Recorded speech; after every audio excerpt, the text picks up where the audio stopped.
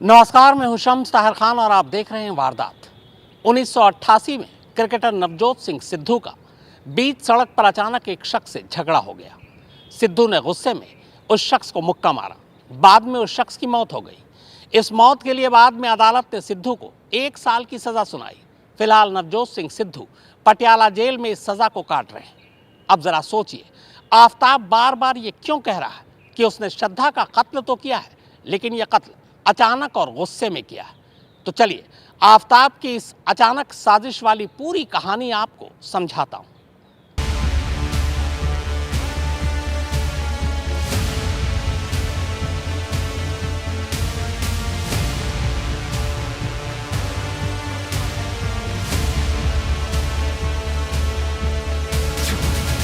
आफताब ने श्रद्धा का कत्ल गुस्से में अचानक नहीं किया था।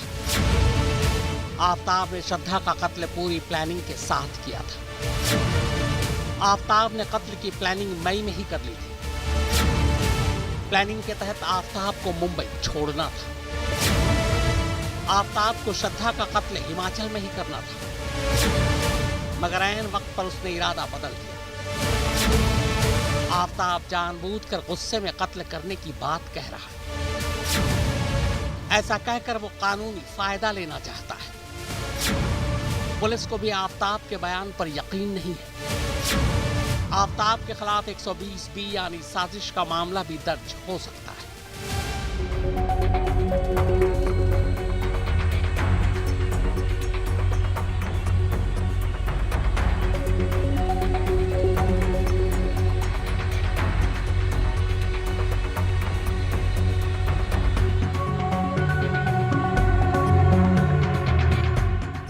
पॉलीग्राफ टेस्ट के दौरान आफताब से एक सवाल बार बार पूछा जा रहा था। सवाल ये कि उसने श्रद्धा का कत्ल अचानक गुस्से में किया था या फिर सोच समझकर इसकी पूरी प्लानिंग की थी। दिल्ली पुलिस सूत्रों की माने तो इस सवाल पर आफताब लगातार झूठ बोल रहा है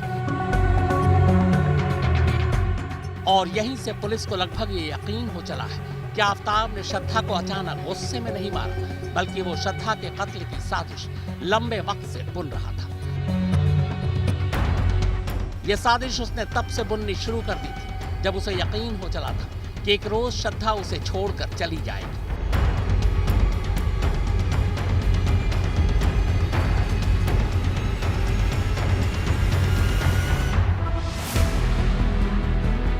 दिल्ली पुलिस के एक आला अफसर ने आज तक को बताया है कि एक बार नार्को टेस्ट कंप्लीट हो जाए, उसके बाद आफताब के खिलाफ बाकी धाराओं के साथ साथ धारा 120B भी लगाया जा सकता है। इसके लिए पुलिस के पास कई पुख्ता सबूत हैं।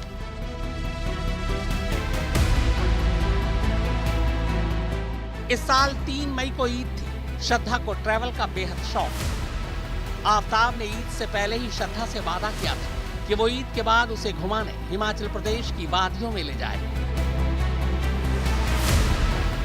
ईद के बाद दोनों मुंबई से हिमाचल रवाना भी हो जाते हैं। दरअसल आफताब का इरादा हिमाचल में श्रद्धा को ठिकाने लगाने का था। हिमाचल प्रदेश से श्रद्धा को वापस मुंबई लौटना था।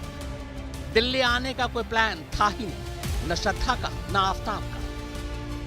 मगर हिमाचल में रहने के दौरान आफताब को ऐसा एक भी मौका नहीं मिला कि वो श्रद्धा को ठिकाने लगा सके।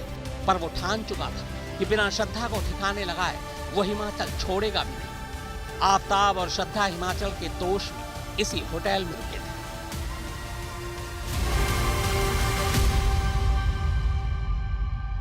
छः तारीख को करवाई थी ऑनलाइन बुकिंग।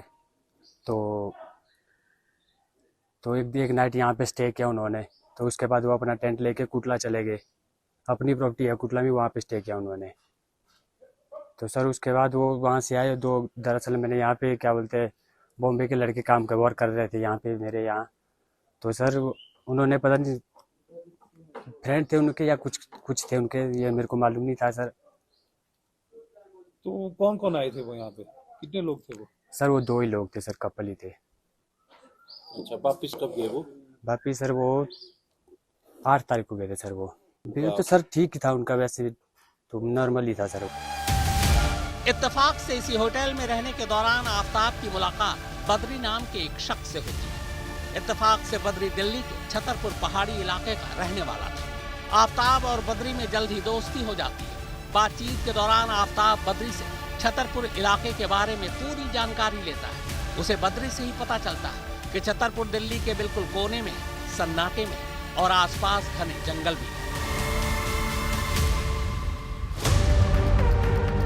इधर हिमाचल में आफ्ताब को मौका मिल नहीं रहा था। उधर दिल्ली के छतरपुर की जानकारी मिलने के बाद तब उसने पहली बार सोचा कि श्रद्धा की लाश को ठिकाने लगाने के लिए वो जगह भी अच्छी है। आफ्ताब हर हाल में श्रद्धा की हत्या कर देना चाहता था। इसके लिए बाकायदा उसने पूरी प्लानिंग की। इस दौरान उसकी मुलाकात बद्री से हुई, जिसने उसे दिल्ली के मेहरौली के इस फ्लैट के बारे में बताया।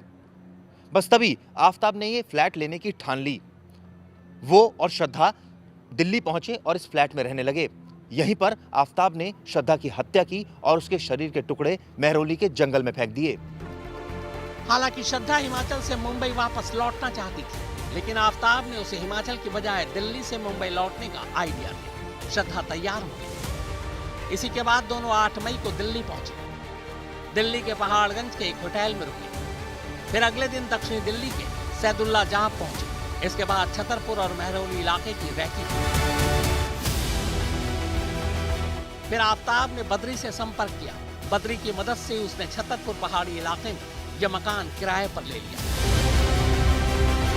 दरअसल ये मकान मेहरौली के जंगल और मैदानगढ़ी तालाब के बेहद करीब था और आफ्ताब को ऐसा ही लोकेशन चाहिए था। हालांकि बद्री आफ्ताब की तमाम साजिश से बेखबर था। आफ्ताब ने 15 मई को यह घर किराए पर लिया और उसी दिन अपने थोड़े बहुत सामान के साथ शिफ्ट हो गए।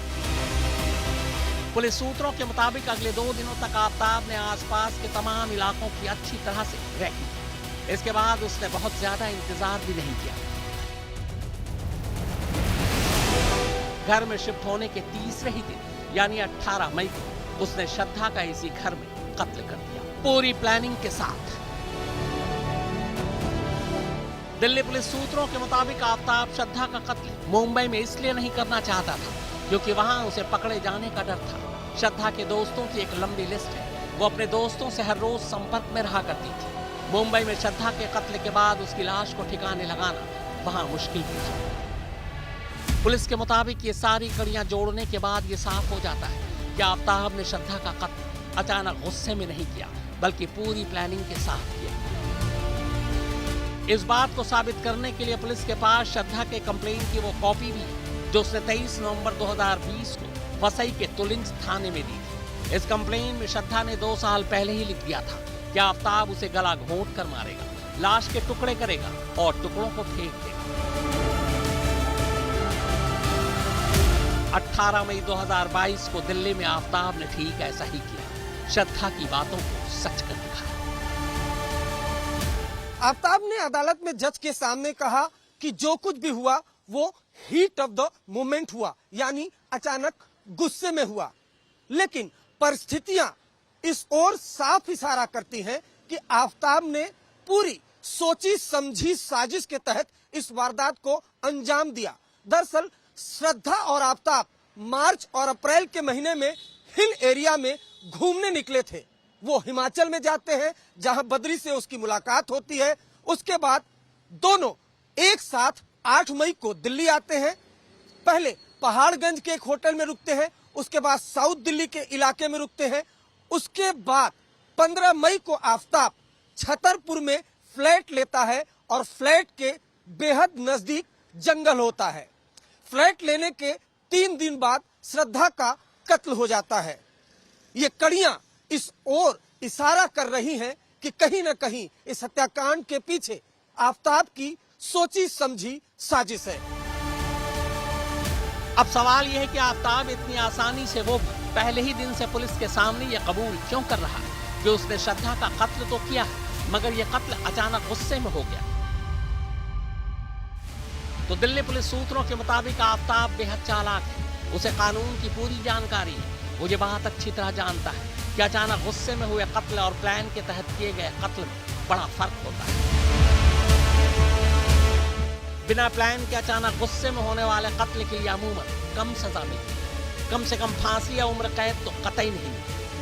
लेकिन अगर ये साबित हो जाए कि कत्ल पूरी साजिश के तहत की गई तो फिर कातिल को अधिकतम सजा यानी सजाए मौत या फिर उम्र कैद मिलनी पक्की है। इसीलिए दिल्ली पुलिस के सामने ये चुनौती भी है कि वो आफ्ताब की साजिश की हर छोटी बड़ी कड़ियों को जोड़कर ये साबित करे कि श्रद्धा का कत्ल अचानक नहीं बल्कि पूरी साजिश बुनने के बाद ही आफ्ताब ने किया।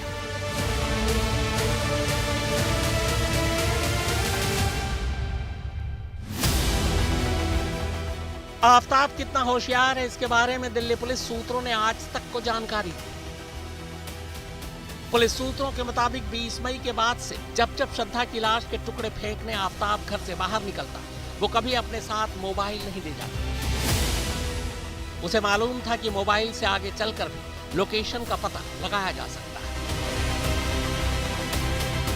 यानी किस किस रात किन किन तारीखों को किन किन जगहों पर उसने लाश के टुकड़े ठिकाने लगाए। अगर मोबाइल उसके पास होता तो पुलिस आसानी से उन तारीखों पर उसकी लोकेशन ढूंढ लेती, लेकिन आफ्ताब की चालाकी के चलते ऐसा हो नहीं पाया।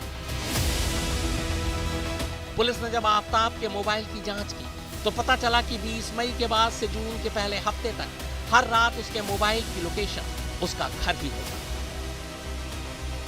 आफ्ताब ने खुद पूछताछ में बताया कि वो अपने साथ कभी मोबाइल लेकर बाहर नहीं गया।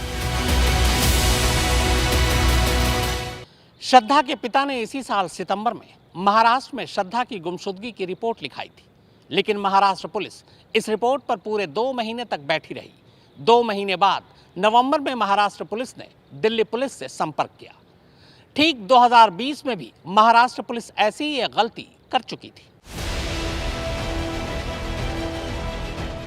वैसे श्रद्धा की लाश के जिन टुकड़ों को ढूंढने के लिए दिल्ली पुलिस पिछले 13 दिनों से जितनी मशक्कत कर रही है, शायद इतनी मेहनत न करनी पड़ती अगर मुंबई पुलिस वक्त रहते कार्रवाई कर लेती। इस मामले में मुंबई पुलिस ने 2 बड़ी गलतियां की। पहली गलती ये कि जब 23 नवंबर 2020 को श्रद्धा ने वसई के तिलुंज पुलिस स्टेशन में आफ्ताब के खिलाफ रिपोर्ट लिखाई थी, तब उसकी शिकायत पर वक्त रहते कार्रवाई नहीं की गई। अगर उसी वक्त आफ्ताब को गिरफ्तार कर लिया जाता तो ये तय था कि श्रद्धा आफ्ताब के चंगुल से आजाद हो जाती, लेकिन पुलिस ने वक्त लिया और इस वक्त का फायदा आफ्ताब ने उठाया। उसने श्रद्धा को खुदकुशी कर लेने की धमकी देते हुए एक बार फिर अपने पास बुला लिया। तब महाराष्ट्र में महाविकास अघाड़ी की सरकार थी। नेता मौका चूकते नहीं, तो इस पर राजनीति भी शुरू हो गई और तब की सरकार पर उंगलियां भी उठ गई। वो पत्र मेरे पास भी आया है, मैंने उसको देखा है, बहुत सीरियस पत्र है। उसके ऊपर क्यों कार्रवाई नहीं हुई इसकी जांच हमको करनी पड़ेगी। मैं किसी पर दोषारोपण नहीं करना चाहता, लेकिन इस प्रकार के पत्रों पर कार्रवाई अगर नहीं हुई तो ऐसी घटनाएं होती है, इसलिए जरूर उसकी जांच की जाएगी। क्या आपको लग रहा है जान बच सकती थी यदि कार्रवाई कर ली तो? जी बिल्कुल, ऐसा कार्रवाई होती तो शायद जान बच भी जाती। श्रद्धा ने चिट्ठी लिखकर स्वयं कहा था उसकी जान को खतरा है, उसकी जान चली जा सकती है। चिट्ठी लिखने के बाद भी उस समय उद्धव सरकार थी, उनकी सरकार ने कार्रवाई क्यों नहीं की? यदि वे वसूली खेल में लिप्त नहीं होते और तुष्टीकरण की राजनीति नहीं करते तो श्रद्धा की जान बच सकती थी। श्रद्धा की मौत का कारण उद्धव सरकार की घिनौनी तुष्टीकरण की राजनीति है। यदि वे कार्रवाई करते तो शायद श्रद्धा की जान बच सकती। मुंबई पुलिस ने दूसरी गलती सितंबर 2022 में की। श्रद्धा के पिता ने तब थाने में श्रद्धा की गुमशुदगी की रिपोर्ट लिखाई थी। ये तक लिखाया था कि श्रद्धा आफ्ताब के साथ दिल्ली में है, लेकिन मई के बाद से उससे संपर्क नहीं हो पा रहा। लेकिन मुंबई से दिल्ली पुलिस तक पहुंचते पहुंचते मुंबई पुलिस ने पूरे 2 महीने लगा दिए। जब श्रद्धा के पिता मिसिंग कंप्लेंट लेकर वसई पुलिस के पास पहुंचे तब मिसिंग की जांच करते समय भी काफ़ी समय लगा। इसके अलावा इस पूरे मामले पर अब राजनीति शुरू हो गई है। बीजेपी के नेताओं ने यह आरोप तक लगा दिया कि 2020 में जो महाविकास अघाड़ी की सरकार थी उस समय अगर पुलिस ने आफ्ताब पर एक्शन लिया होता तो श्रद्धा का कत्ल नहीं होता, वो आज जिंदा होती। अगर सितंबर में ही दिल्ली पुलिस से संपर्क कर लिया गया होता तो बहुत मुमकिन है कि श्रद्धा की लाश के टुकड़ों के सबूत कहीं आसानी से मिल जाते, लेकिन दिल्ली पुलिस तक ये मामला 9 नवंबर को पहुंचा। दिल्ली पुलिस ने फौरी कार्रवाई भी की और 11 नवंबर को आफताब को गिरफ्तार कर केस खोल दिया।